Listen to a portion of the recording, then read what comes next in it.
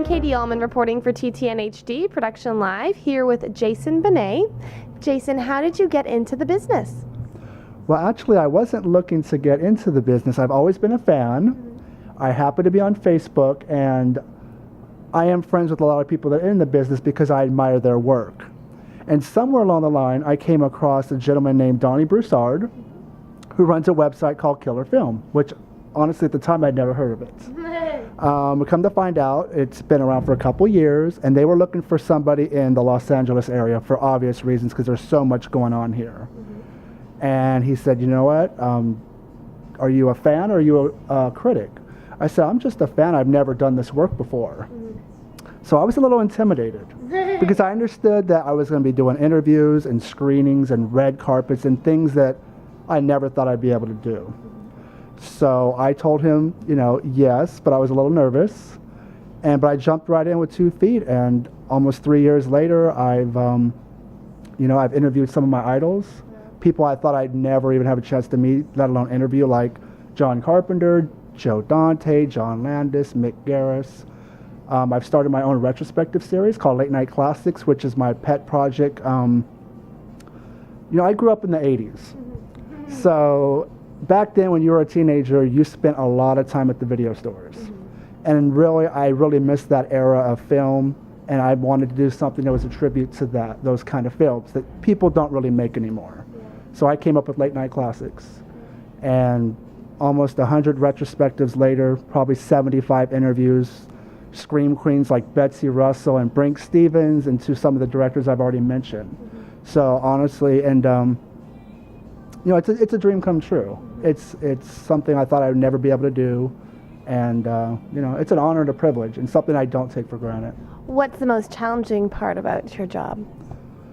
It's not as easy as people think it is to either write a review for a movie or do an interview, as you know. You have to do your homework. You have to do, check your facts, because if you don't, you get into an interview, you're going to get called on some misinformation. So if you're going to use the internet to do your research, be aware that not everything is correct, whether it's IMDb or Wikipedia or whatever. Just realize that you're gonna make some errors, and that's the most difficult part. And when something gets published, it looks easy, like, oh, okay, yeah, those are good questions and answers, but you know what?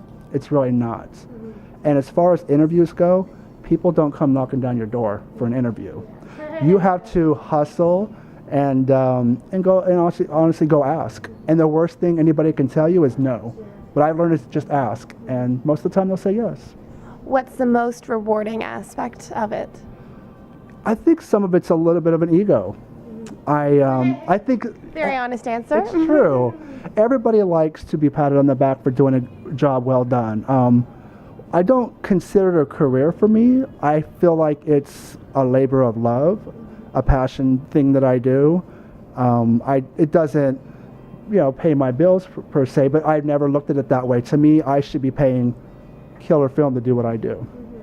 To be quoted on movies, to turn on the TV and watch a TV spot and have a quote come up with your name is amazing. Or just a poster. It's just kind of like, hey, you know what, you're doing a good job and people are aware of it. And I love that. And it's competitive. It really is. When you write on the internet, there are so many websites, so many different people doing reviews. It's very hard to separate yourself in the competition. So I think you have to have a voice and passion, and you don't necessarily need a degree in writing or English. It helps, but I think your passion will show, and people will gravitate towards you by your passion and the way you write. And where is the best place to find more about you and your work online? Well, you can go to killerfilm.com. You don't even need to put in www. I'm pretty much, I do a lot of the news for the site. So I'm always looking for stories, stuff that I think our fans would be interested in. The Late Night Classics is practically a weekly retrospective column.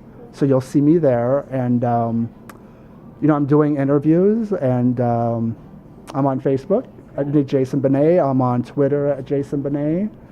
And you know what? I'm a regular guy. Okay. That just, a little bit lucky, the right place at the right time. At the same time, you have to, you have to have to work hard. And that's how you're going to make it out there. So if you really want to do this, you have to go for it. If not, nobody's going to come looking for you. So that's where you guys can find me. Well, thank you so much, Jason, and I look forward to seeing your future work. Thank you. Thank you. Thanks, Katie. Thanks. I'm Katie Uhlmann reporting for TTN HD Production Live.